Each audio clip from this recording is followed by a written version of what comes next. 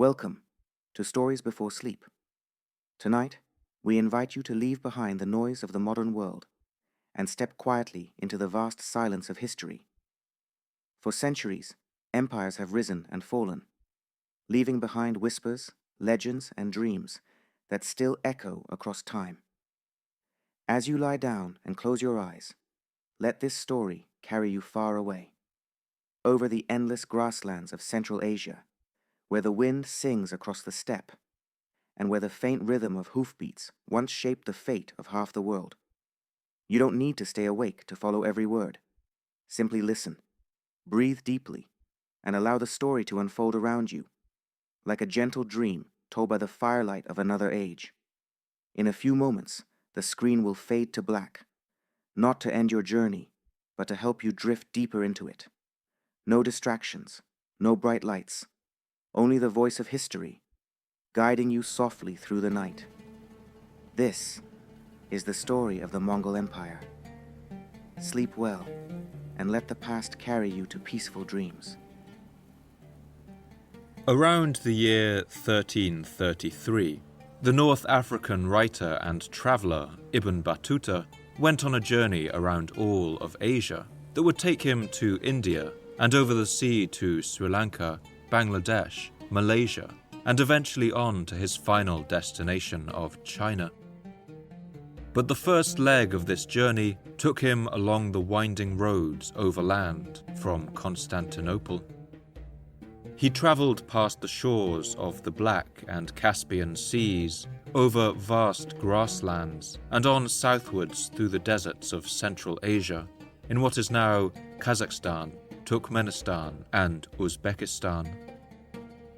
Ibn Battuta had heard marvellous stories about the opulent cities that lay along the vast trade route known as the Silk Road, which laced across the continent of Asia. These were the cities of Balkh, Bukhara, and Samarkand. First, he visited the city of Bukhara, once the jewel of Islamic learning, a city of enormous libraries and colleges. But to his disappointment, when he arrived, he found the city a much reduced place, as he wrote in his journal. ثم سرنا في بساتين متصلة وأنهار وأشجار وعمارات يوما كاملا. We travelled for a whole day through contiguous orchards with streams, trees, and habitations, and arrived at the city of Bukhara. This city was formerly the capital of the lands beyond the river Jain, but was laid in ruins, so at the present time its mosques, colleges, and bazaars are in ruins, all but a few, and its inhabitants are looked down upon. There is not one person in it today who possesses any religious learning, or who shows any concern for acquiring it.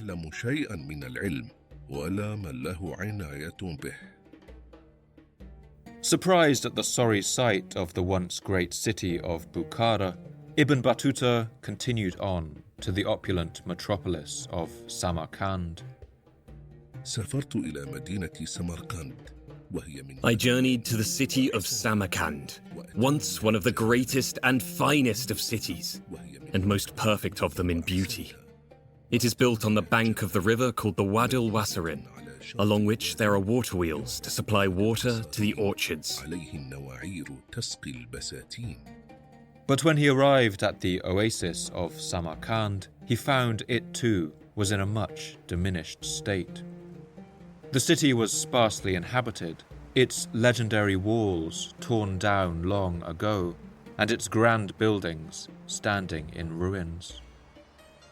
وكانت على شاطئه قصور عظيمة. There were formerly great palaces on the riverbank, and constructions which bear witness to the lofty aspirations of the townsfolk, but most of this is obliterated, and most of the city itself has also fallen into ruin. It has no city wall, and no gates, and there is vegetation growing inside it. Ibn Battuta soon left that melancholy place and continued on his journey. Finally, he passed through the city of Balkh, now in northern Afghanistan. This had once been another wealthy trade hub and a centre for the Zoroastrian religion. From a distance, he could see its tall buildings rising out of the river plains. But as he got closer, he saw no smoke of cooking fires, no animals in the fields, no traffic of people in its streets. An eerie feeling must have crept up on him. ثم جزنا نهر جيحون إلى بلاد خراسان وسرنا بعد انصرافنا من ترمذ وإجازة. Next, we crossed the river Jain into the land of Khorasan and marched for a day and a half, crossing the river through uninhabited desert and sands to the city of Balkh. It is completely dilapidated and uninhabited, but anyone seeing it would think it to still be inhabited because of the solidity of its construction, for it was a vast and important city. Its mosques and colleges preserve their outward appearance even now, with the inscriptions on their buildings incised with lapis blue paints.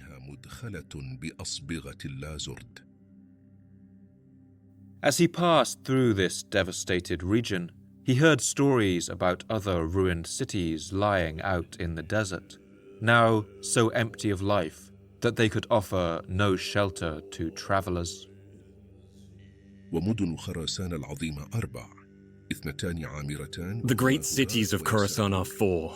2 of them are inhabited, namely Herat and Nishapur, and 2 are in ruins, namely Balkh and Merv. وهما بلخ ومرو.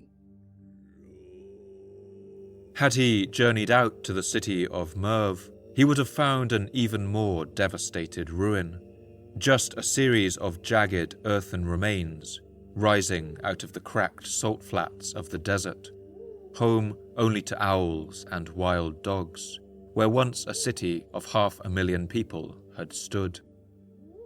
Everywhere across this region, the cities bore the scars of one of the Middle Ages' most momentous and world-changing events. This was the uniting of a nomadic people who called themselves the Mongols. From their homeland far away in the steppe grasslands of East Asia, the Mongols had fused their anarchic pastoral culture into a war machine that has had few equals in history, and forged an empire that would stretch across much of the landmass of Asia, the largest continuous land empire in history. In almost every land they touched, they would bring destruction and death, fear and anguish. But in places, they also laid the foundation for our modern world. As Ibn Battuta stood in the abandoned streets of Balkh, Samarkand and Bukhara, he must have wondered at the unlikely story of these strange nomadic conquerors. He must have wondered those ruined palaces and crumbled places of worship, those empty markets and dilapidated houses, and asked himself, where had these mysterious conquerors come from? What did they want? And why had no one been able to stop them?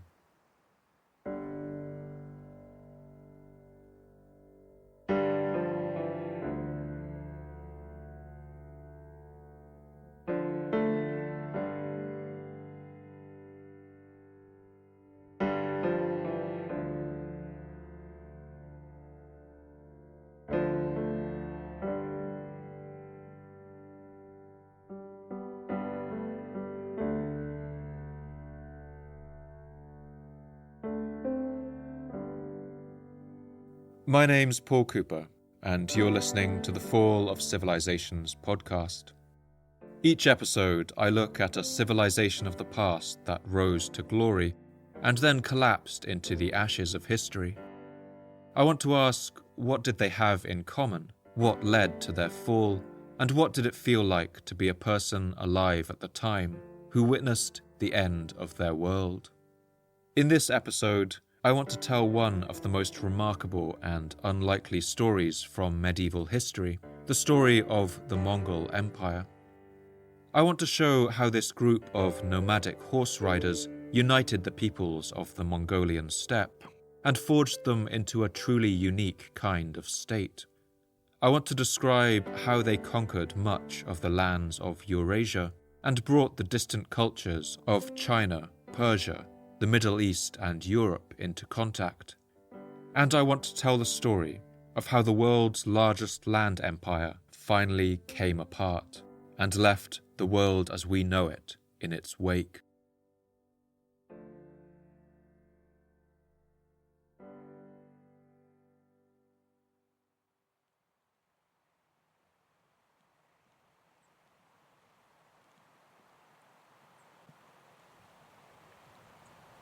The Eurasian steppe is the largest grassland on Earth. It's a vast corridor of seasonal savannas that run virtually the entire length of Asia and covers around 7% of the planet's land surface. It stretches from Hungary and Poland in Eastern Europe more than 8,000 kilometers, passing over mountain ranges and rolling hills, past salty inland seas and sandy deserts, and over countless rivers, until it reaches northern China and the forests of Manchuria on the Pacific coast.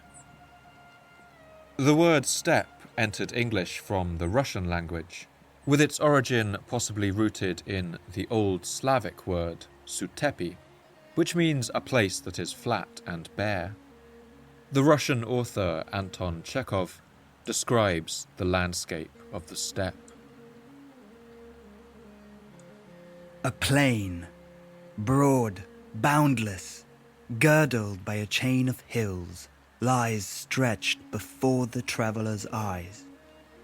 The hills merge into rising ground, extending to the very horizon and disappearing into the lilac-hued far distance. On and on you travel, but where it all begins and where it ends, you just cannot make out. Coarse steppe grass, milkwood, wild hemp, all are drenched in dew and caressed by the sun. The green forested lands of China and Europe receive moisture from the winds blowing in from the Pacific and Atlantic Oceans, meaning that they can support large trees, forests, and all manner of crops. But the lands of the steppe receive most of their airflow from the north, from the frozen polar ocean of the Arctic. Cold air cannot hold much moisture, and what little it contains falls as rain in the northern mountains, where the great frozen pine forests of Siberia stretch.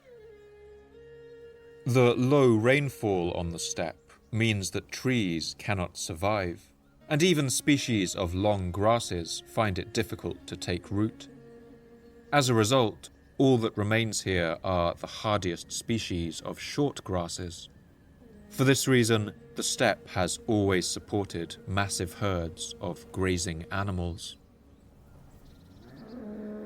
The first humans to set foot on the steppe arrived about 40,000 years ago. They were hunter-gatherers who lived off what the land provided. In its rolling grassland, they hunted mammoths. Then, once those had died out, boar, antelope, goats, and aurochs, and one animal that lived in the steppe in abundance: the wild horse. Horses evolved in North America around 4 million years ago, but had crossed over to Asia during one of the last ice ages, when a land bridge existed between Alaska and eastern Russia. Humans and horses would one day form one of the most successful partnerships in history, but our fascination with them goes back even further. Horses are the animal most frequently depicted in the oldest prehistoric cave paintings, even in those of Chauvet Cave in France, which are more than 30,000 years old and predate the domestication of the horse by 25 millennia. For all these thousands of years, humankind had looked on the horse as a symbol of power, grace, and perhaps also freedom.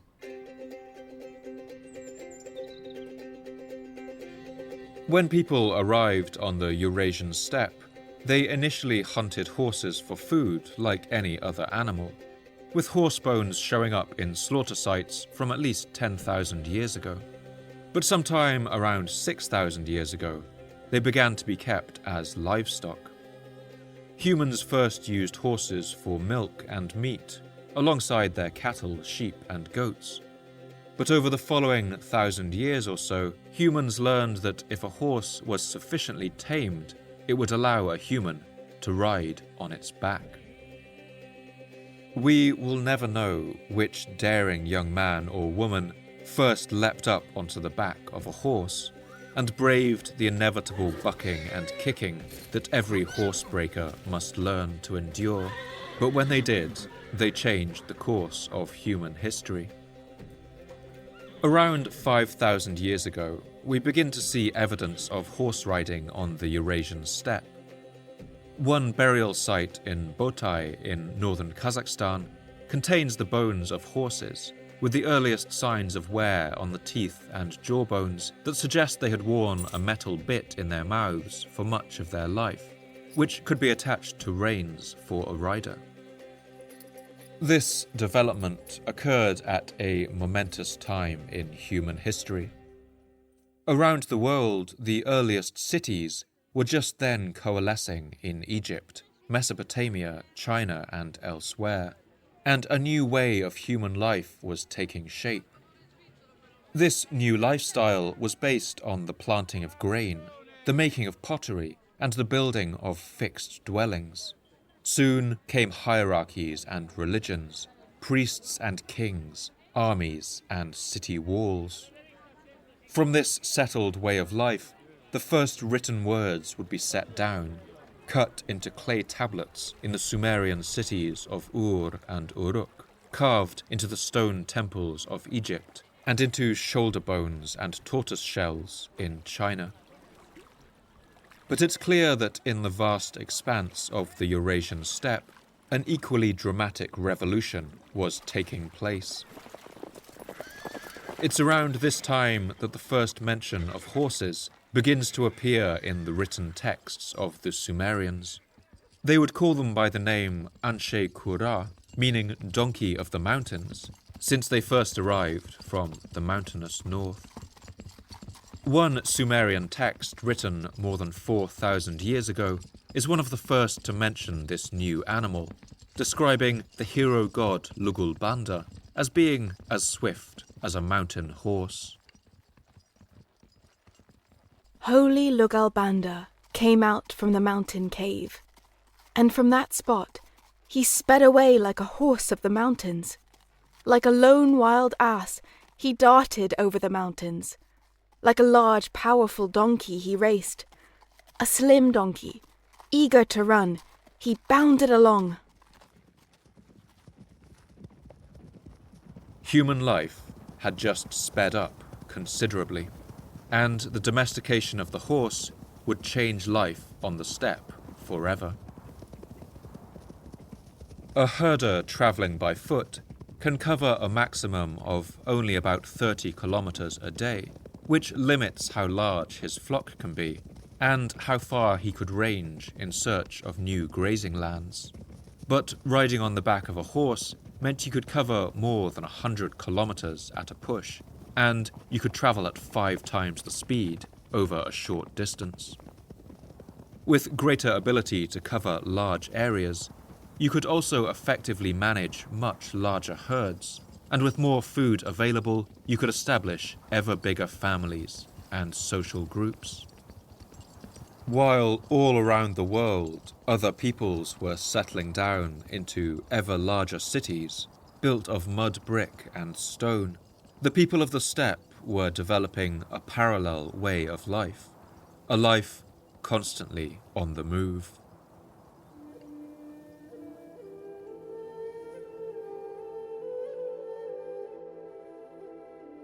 After the horse, people in the western steppe also likely invented the wheel, allowing them to transport bigger loads, as well as their families, the elderly, and children too young to ride.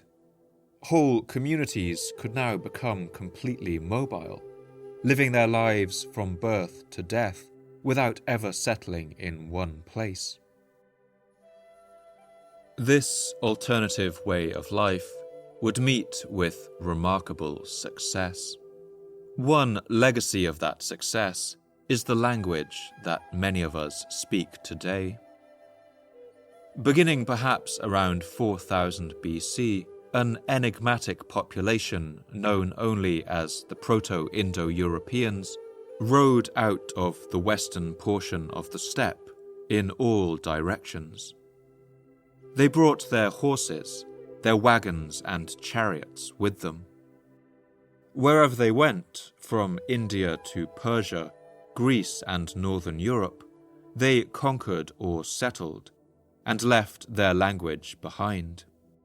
Their lost dialect is the ancestor of 445 languages that survive to this day, from Hindi, Sinhala, Punjabi and Farsi to Russian, Spanish, French, German and English. And in all of these languages, they left traces of their way of life. Many languages in the Indo-European family use similar words derived from Proto-Indo-European for objects like wheel, axle, wagon, chariot, and of course, horse. It's believed the Proto-Indo-Europeans had two words for horses, which have been reconstructed to something like equos and markos, possibly to differentiate between a wild horse and a tamed horse. Equos entered Latin as equus, from which we get equestrian, and it entered ancient Greek as hippos, from which we get hippodrome and hippopotamus. And the word markos has survived in English as the word for a female horse, a mare. This English word can be found echoing on the other side of the world in Mongolia, where a single horse is called mor, and even in the non-Indo-European language of Mandarin Chinese, where a horse is called ma. Today, these words connect people on every side of the globe, and nearly half of the world's population speaks a language descended from the Indo-European family.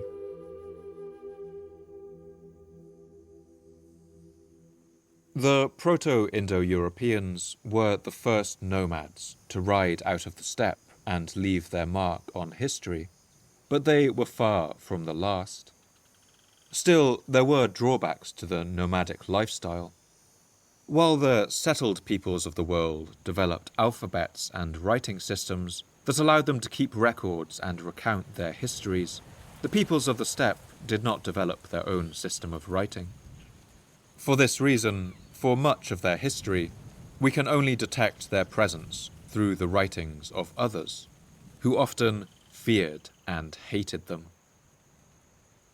In the 5th century BC, the Greek historian Herodotus would write one account of the horse-riding nomads who lived in the steppe around the Black Sea and increasingly made armed raids into Central Europe, a people the Greeks called the Scythians. Rather than build cities or walls, they all carry their homes around with them on wagons, practice their archery from horseback, and depend for their living on cattle, rather than the fruits of the plough. How, then, could they fail to defy every effort made to conquer them, or to pin them down? Already the settled peoples of the world were encountering a paradox, that despite all the technological advancement that agricultural society had brought, these steppe peoples were still exceptionally difficult to fight. More than 800 years later, the struggling Roman Empire was limping through the remains of the 4th century, rocked by crisis and civil war. It was at this point that they were menaced by a new threat, a nomadic people who rode out of the steppe and sent waves of refugees fleeing in their wake. They would be known as the Huns. The Roman writer Ammianus Marcellinus wrote with distaste about these frighteningly rootless nomads. The Huns are a race savage beyond all parallel.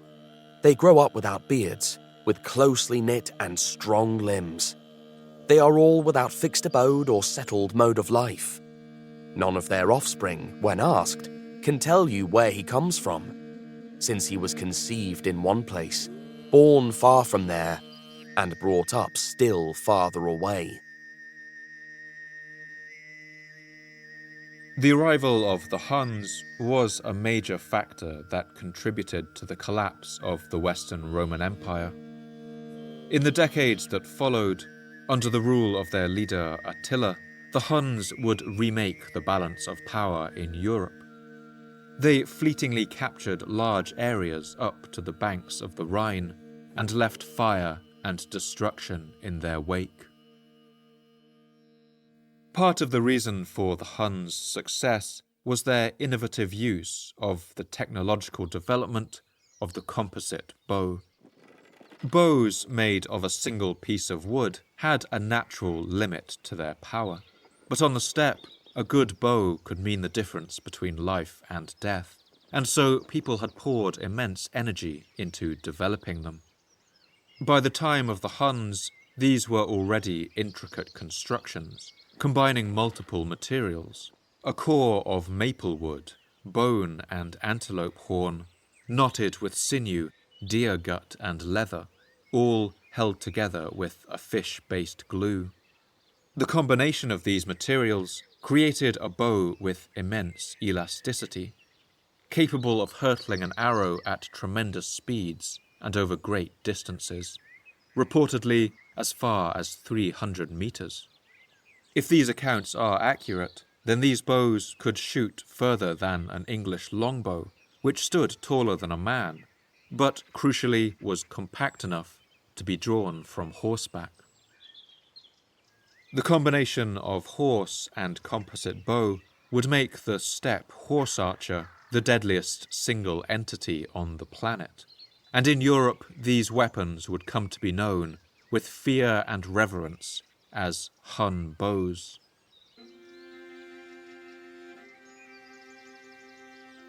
The people of China struggled no less with their nomadic neighbours. During the period of the Han dynasty, a people they knew as the Xiongnu constantly menaced their borders for much of the first millennium, and may even have been the same people as the European Huns. One Han period Chinese writer, Sima Qian, describes their way of life. The Xiongnu are mountain barbarians. They move in search of water and pasture, and have no walled cities or fixed dwellings. Nor do they engage in any kind of agriculture. They wear clothes of hide or wraps made of fur or felt. They have no writing, and even their promises and agreements are only verbal. The little boys start out by learning to ride sheep and shoot birds and rats with a bow. Thus, all the young men are able to act as armed cavalry in time of war. Around the 4th century, these peoples also introduced the stirrup, straps for the rider's feet that help them stay in the saddle and allow them even greater control of their horses. One medieval Chinese writer describes the sight of a steppe horse warrior in action. When they ride at a gallop, they always stand in the stirrups rather than sit in the saddle. They are swift as the onrush of a gale and strong as the weight of a mountain. Wheeling left and cutting right like wings in flight, they shoot with power enough to pierce armor.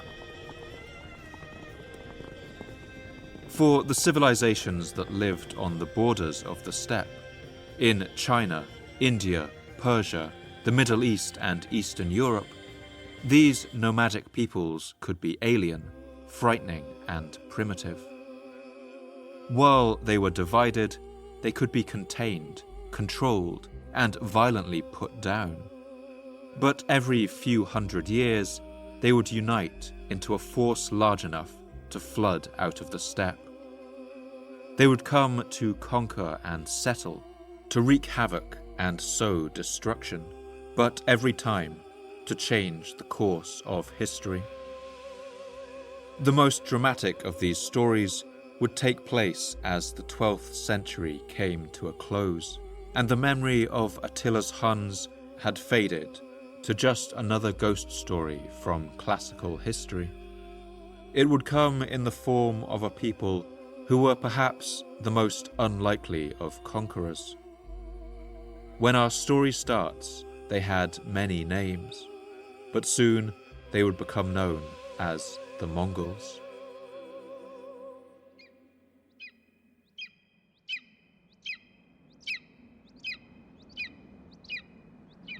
To find the location of the beginning of this story, we must travel to the east, along the wide expanse of the Eurasian steppe.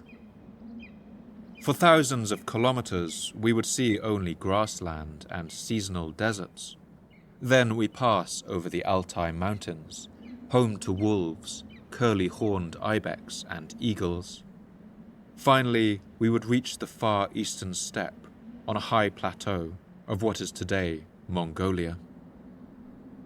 At the end of the 12th century, the Mongols were just one of countless groups that existed in this land, speaking Turkic languages like Uyghur and dialects of Mongolian, and worshipping any number of gods. But despite this variation, many of them followed a similar way of life.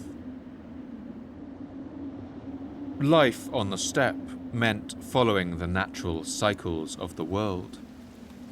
In the warm summers, the rains come, and the grassland flushes green. During these months, the nomads' herds of cattle, goats, sheep, camels, and horses have plenty to eat, and they graze in their summer pastures on the open grassland. But as the cold, dry winters descend, herders would move to their winter pastures in the north, where the green valleys at the foot of the mountains remain shaded, and there are still grasses growing. This natural cycle dictated every aspect of steppe life, as one medieval Chinese writer, Zhao Gong, describes. In their custom, each time the grass grows green is 1 year. So if someone asks one of them his age, he says how many times the grass has greened. Also, once when I asked one of them what month and day he was born, he laughed and replied, "I can't remember, nor did I ever know it in the first place." Winter on the steppe is harsh. During these months, the wind blows straight from Siberia, and a layer of ice can often cover the grasslands completely. When the grass is frozen, steppe peoples would allow their horses to graze ahead of the other animals. They would use their hooves to crack the ice, and then other livestock like sheep could follow.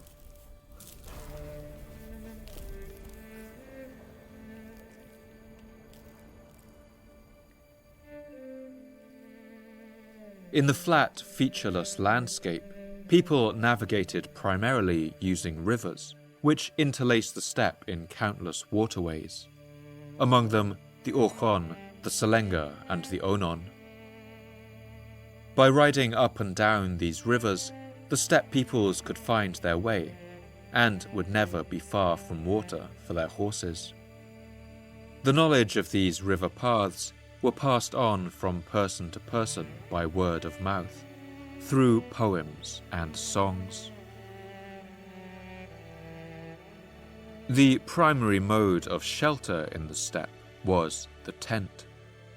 One Chinese writer of the time, named Li Xinchuan, describes these habitations. They have neither walls nor moats, nor houses nor mansions, but instead make felt tents, for which they choose dwelling places that have the most beneficial water and grass.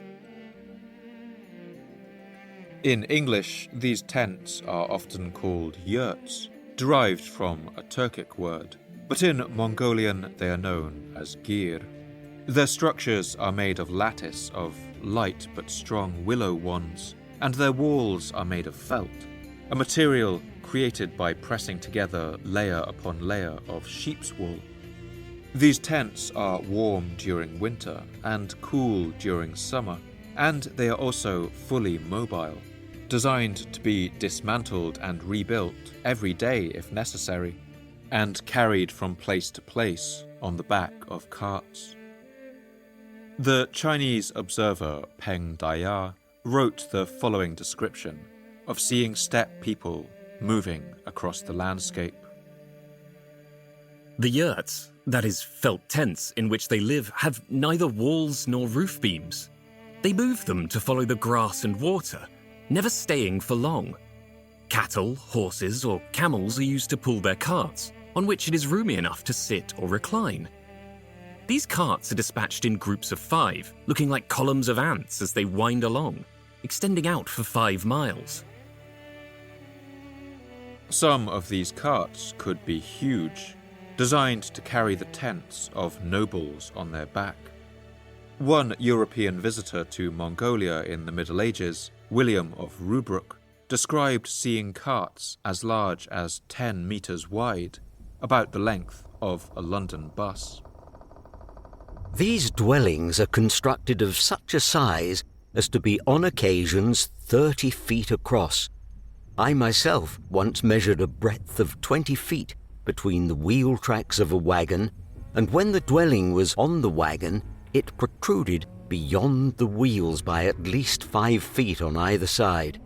The wagon's axle was as large as a ship's mast. I have counted 22 oxen to one wagon. These carts were insulated from the changeable weather of the steppe, and those used to transport valuables were protected by a special kind of felt that had been soaked in waxy tallow to keep out the rain. When their day's travelling was done, the steppe peoples would fortify their camp by placing their carts in a ring, making a makeshift wall to keep out raiders and thieves. Their gir tents were always erected facing south, so that the sun would shine in through the doorway. The heads of the house and people of high status would always sit on the north side of the tent, facing the door, while more junior members of the clan would sit in the south. In the centre of the gir was a hearth fire made from burning pieces of dried dung. This was a resource in infinite abundance among herders, but usually goat dung was preferred, since it burned cleanly and gave off a pleasant smell like burning leaves. Above this fire there was a smoke hole cut in the felt roof. These smoke holes had a practical purpose as a chimney, but they also held a kind of spiritual significance. The fire and the hole in the tent were considered to be a means to communicate with the clan's ancestors, and was a ceremonial space for rituals.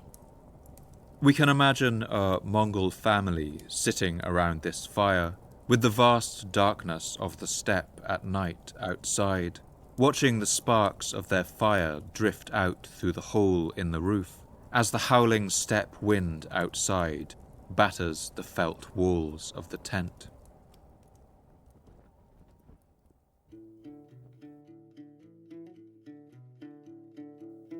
For those nomads who lived on the open grasslands of the steppe, life was good. Their vast herds turned the virtually infinite supply of grass into ample meat and milk, from which they could make a variety of cheese, yogurts, and other dairy products, and into dung that could be burned in their fires. The steppe gave them everything they needed to survive, and for everything else, they could trade with the lands of China to the south. Nomadic peoples would buy silk, fine silver items and carved furniture, along with all the comforts of sophisticated society. And in return, they would trade northern goods, like furs, of which the most valued was the delicate dark pelt of the sable, a kind of small pine marten, along with leather, bone and antler for carving, herd animals like cattle and sheep, and majestic tame hunting birds like the golden eagle, taken from the forest as fledglings and trained to hunt small game. But above all, they traded the thing that settled societies needed most, and nomads had in enormous supply: horses. As a result, these clans in the south of the Mongolian steppe, like the Tatars and the Kerait, were richer and lived more comfortable lives, and they defended their enviable positions with extreme ferocity. In contrast, for much of their history, the Mongols were among the losers of the steppe world. While other nomads thrived on the southern grasslands, the Mongols subsisted in the harsh north, on the edge of the mountains and the endless Siberian forests, home to wolves, bears, and wild forest peoples like the Murkit. Here, the grasses were meager and couldn't support large herds. As a result, the Mongols supplemented their diets by hunting deer and small mammals like marmots, gathering pine nuts in the forests, and fishing in the rivers. The medieval Persian historian Atamalik Juvaini writes about the sorry state of this people. They had no chief or ruler. Each tribe lived separately. They were not united with one another, and there was constant fighting and hostility between them. Their clothing was of the skins of dogs and mice, and their food was the flesh of those animals and other dead things. Their wine was mare's milk, and their dessert the fruit of a tree shaped like a pine. The sign of a great king amongst them was that his stirrups were made of iron. From that, one can form a picture of their other luxuries. Part of the reason for their poor situation was that the Mongols were among the most divided peoples of the steppe, constantly fighting amongst themselves. Other steppe peoples had long ago formed large confederations and adapted to the cultures of more settled societies around them, even taking on their religions. Some, like the Khitan, had adopted Buddhism, while others had converted to Islam, which had arrived in the southern steppe some centuries before, usually with traders passing through. Others still, like the Kerait and the Naiman, had even converted to the cult of a powerful shaman from a faraway land who was rumoured to have risen from the dead, a man named Jesus Christ. Word of his teachings had been brought to Mongolia by Assyrian Nestorian missionaries around the 11th century, and had appealed to many people there, since the name Jesus reminded them of the word Yesu, which in Mongolian means the number 9, a number considered to be sacred and to bring good luck. But the Mongols on the edge of the Siberian forests had adopted no such beliefs. They maintained the ancient beliefs of their ancestors, worshipping the Earth Mother Goddess and their ancient god of the great blue sky, who they named Tengri. The 11th century Muslim scholar Mahmud al-Kashgari describes the worship of this god. Tengri means God. The infidel nomads call heaven Tengri, and likewise everything natural that impresses them, for example a high mountain or a large tree. They worship such things, and they call a wise man Tengri Khan. The god Tengri was believed to reside particularly in the region of a vast freshwater lake known as Lake Baikal, and it's here that the mythology of the Mongols begins. In the Mongol conception of their own history, their story began when a Siberian wolf mated with a roe deer and gave birth to the first of their royal line. This founding myth is recounted in the enigmatic document known as the Secret History of the Mongols.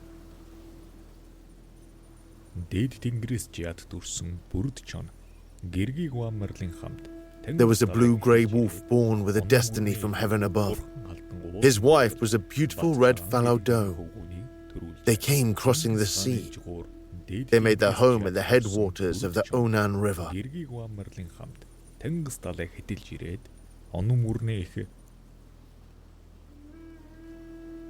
With a surface area of more than 30,000 square kilometers, Lake Baikal is slightly larger than the country of Belgium and is the largest freshwater lake in Eurasia.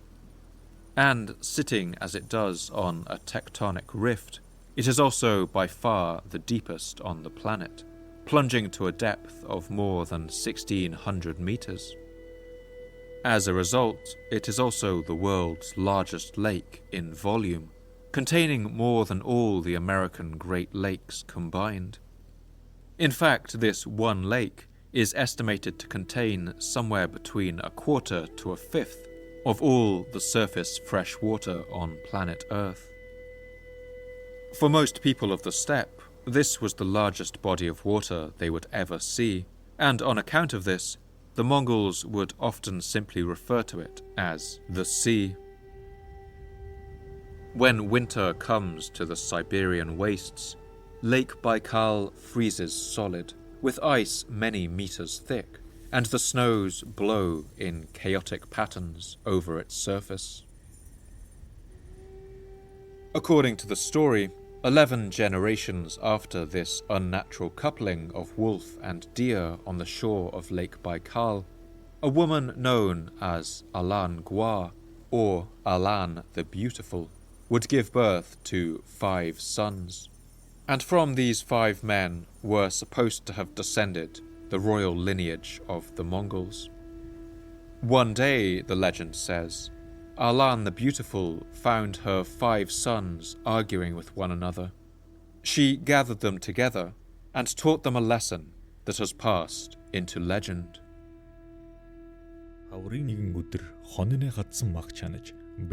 She gave them each an arrow shaft and told them to break it. Each one was broken and let fall. Then she took 5 arrow shafts bundled together, gave the shafts to them, and told them to break them. All 5 of them, one after another, took the 5 arrow shafts joined together, but were unable to do as she said and break it.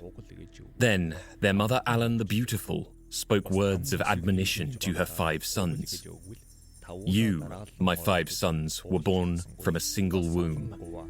You are just like the 5 arrow shafts. If you are alone, one by one, you will be easily broken by anyone. But if you are joined in a cord as one, then how could you be broken by anyone?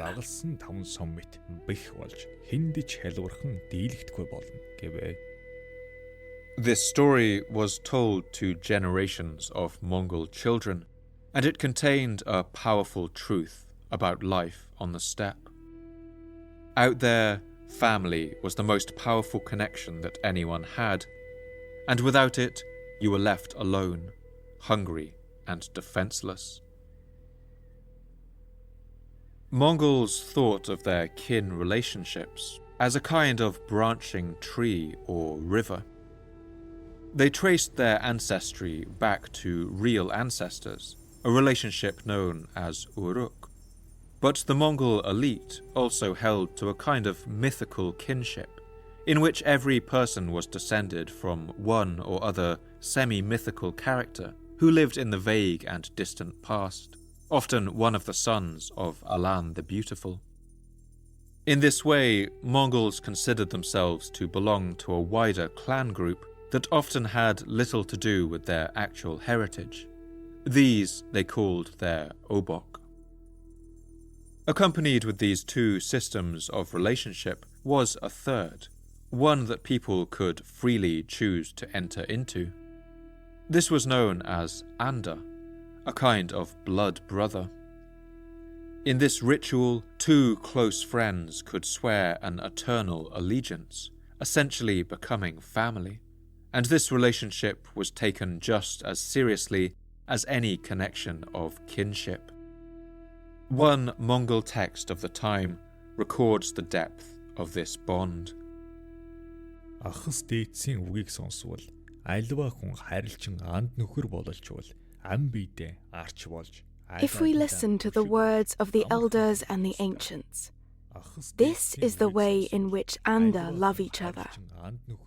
People who are Anda are as if they have one life without any separation, and are lifelong saviors to each other.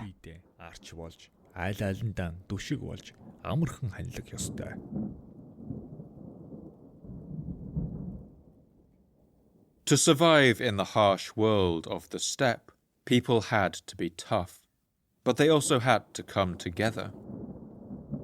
To get a sense of the reality of this life, there is no better example than the upbringing of one man born here on the steppe, whose story we know in unprecedented detail.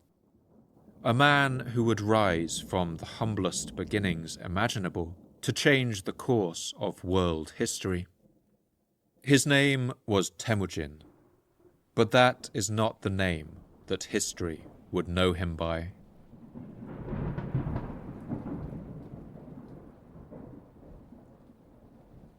It's worth mentioning that all of the story you are about to hear was very nearly lost to history.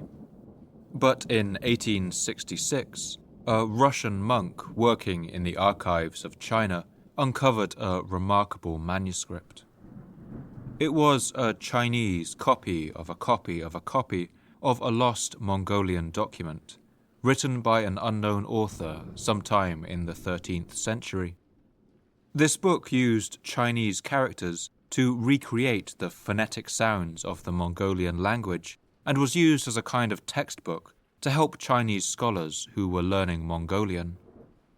For this reason, its characters appeared to be nonsense in Chinese, and so it was lost among the archives. But once its contents were deciphered, it transformed our understanding of this period. It was a document written only for the eyes of the Mongolian royal family, telling in unprecedented detail the ups and downs of their story, and for this reason it came to be known as the secret history of the Mongols. It's the first and most important source ever written in the Mongolian language, and it blends narrative history with flourishes of vaulting epic poetry. The story of the man named Temujin begins in the second half of the 12th century with his mother, a young woman named Oolun.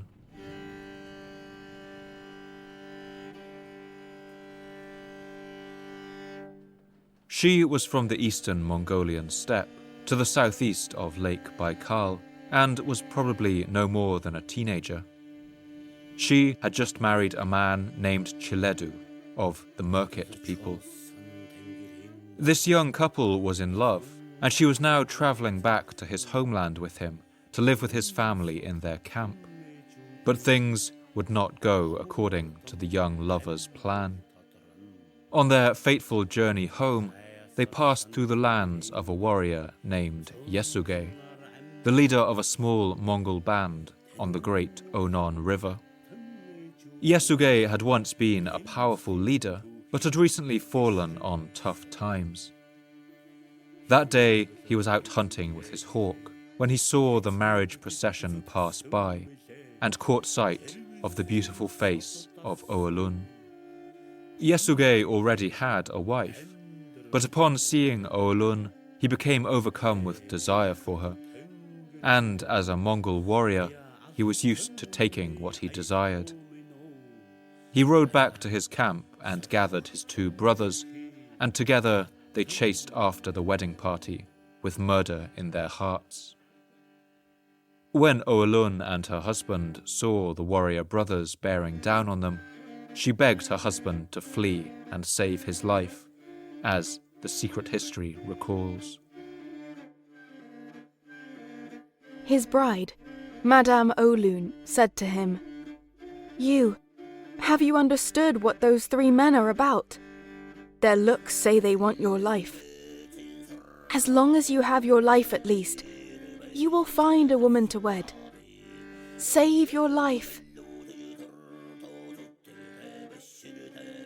Chiledu listened to her pleas and fled across the grasslands, leaving Oalun to be captured. The 2 of them would never see each other again.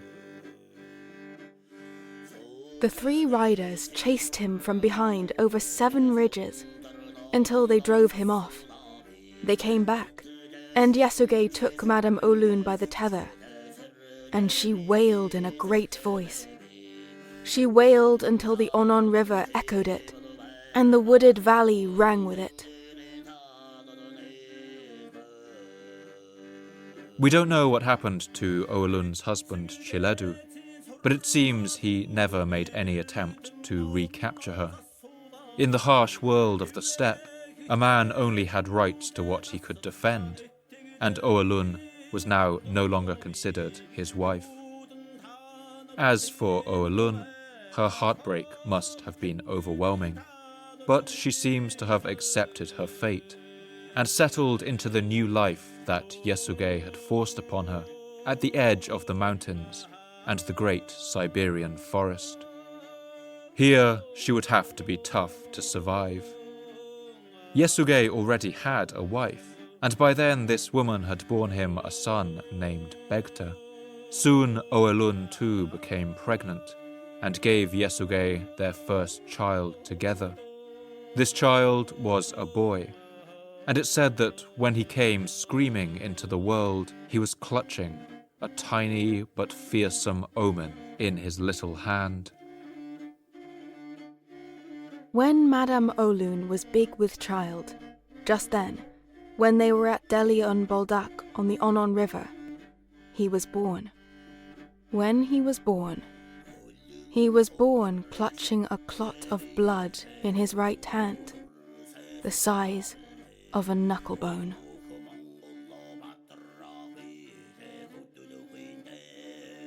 To the Mongols, this was an unmistakable sign that the boy would grow up to be a warrior.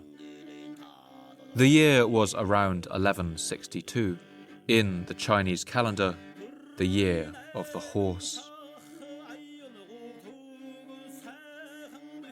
At the time, the Mongols were at war with another much more powerful steppe people, the Tatars, who lived closer to the border with northern China. Yasuge had recently captured a Tatar warrior named Temujin Uga in battle, and in celebration of this feat, he decided to name the new baby boy after his captured enemy. The name Temujin likely meant blacksmith or iron worker, but in time it would come to gain a different association, the Iron One, or the Man of Iron. This captured man may even have been executed at the naming ceremony, and his strength ritually given to the new baby boy. From this bloody beginning, Temujin's childhood was a tough one, but it forged him into the man he would become. Living at Yasuge's camp on the banks of the Onon River, he would have learned to hunt and fish, and of course how to ride a horse from a young age. One Chinese writer describes the life of a steppe child. Even 3-year-old toddlers are secured to the saddle with rope and given something to grasp with their hands so they can follow along as the rest dash about on horseback. In their 4th and 5th years, they carry under one arm a small bow and short arrows, and when grown, they occupy themselves during all 4 seasons with hunting game. Hunting on the steppe was done using a system known as the nerge or noose, and these grand hunts would take place every year, and involve large